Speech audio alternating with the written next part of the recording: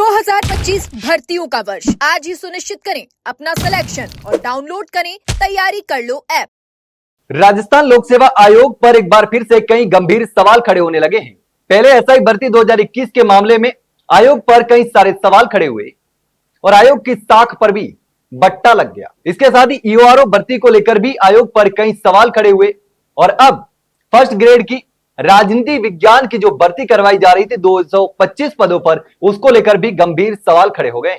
जिस तरीके से यह परीक्षा करवाई गई और परीक्षा के बाद जब 23 सितंबर को रिजल्ट जारी किया गया तो अभ्यर्थियों के पैरों तले से जमीन खिसक गई, क्योंकि 225 पदों की भर्ती 46,000 अभ्यर्थी और मात्र 6 अभ्यर्थी पास हुए।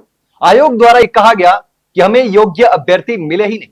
इसमें मिनिमम मार्क्स का भी रूल था कि मिनिमम मार्क्स लाने जरूरी है, लेकिन जेआरएफ और नेट क्वालिफाइड अभ्यर्थी क्या मिनिमम मार्क्स भी नहीं ला सकते?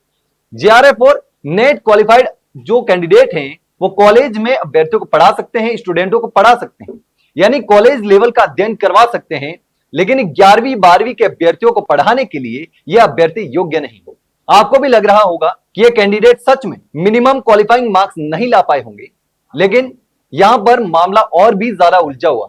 इसको समझना थोड़ा सा जरूरी है, क्योंकि इसमें जो पेपर आया था वो 64 पन्नों का एक पूरी की पूरी पुस्तक जैसा दिखने था, यानी कि एक सवाल को पढ़ने में भी कम से कम 1 मिनट का समय चाहिए उसको समझने के लिए। ऐसे में जो पेपर था पूरा, उस पेपर को पढ़ने के लिए भी 3 घंटे का समय अपर्याप्त लगने लगा। तमाम अभ्यर्थी हमारे पास आए थे, उन्होंने पूरा मामला बताया, हमने ये मुद्दा भी उठाया और लगातार उठा रहे हैं। लेकिन जिस तरीके से 23 सितंबर को रिजल्ट आया तो अभ्यर्थियों के पैरों तले से जमीन खिसक गई कि आखिर 6 अभ्यर्थी इस मामले में जो परीक्षा है इसमें पास कैसे हो सकते हैं। 46,000 अभ्यर्थियों में से कम 1000 अभ्यर्थी तो ऐसे होंगे जिन्होंने नेट और जेआरएफ क्वालिफाइड होंगे, तो वो भी इस परीक्षा को पास नहीं कर सकते। ऐसे में बहुत सारे सवाल खड़े होने लगे। अभ्यर्थियों का साफ तौर पर कहना है कि एक तो इतना बड़ा पेपर दिया गया, 64 पन्ने का पेपर, जबकि पहले इसका आधा पेपर आता था।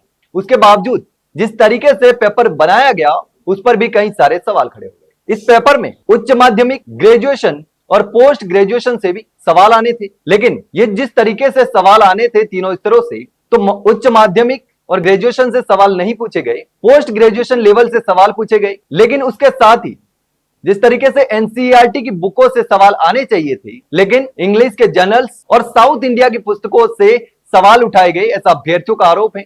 और उनका कहना है कि उन सवालों को इंग्लिश से उठा करके, इंग्लिश जर्नल से उठा करके हिंदी में ट्रांसलेट किया गया और ट्रांसलेट इस तरीके से किया गया कि अभ्यर्थी उस सवाल को समझ ही नहीं सकता।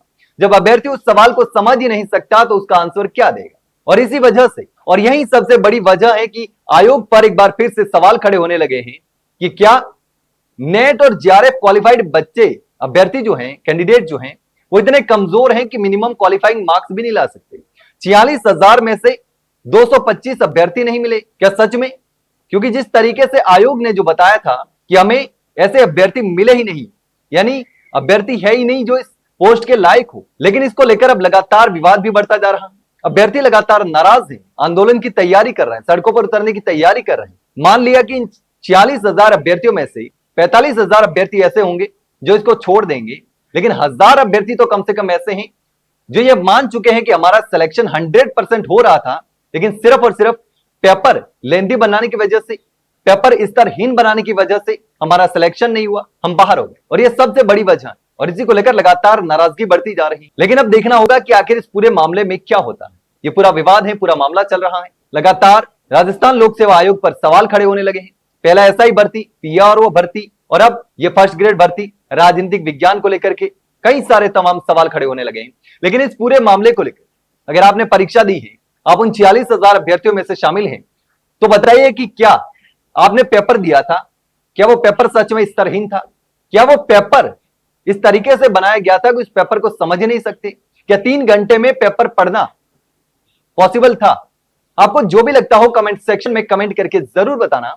वहीं अगर जानकारी अच्छी लगी हो तो वीडियो को लाइक और शेयर जरूर करो। हाँ, चैनल को सब्सक्राइब करना ना भूलें। फिलहाल के लिए इतना ही, जल्द मिलते हैं एक नई जानकारी के साथ, तब तक के लिए नमस्कार।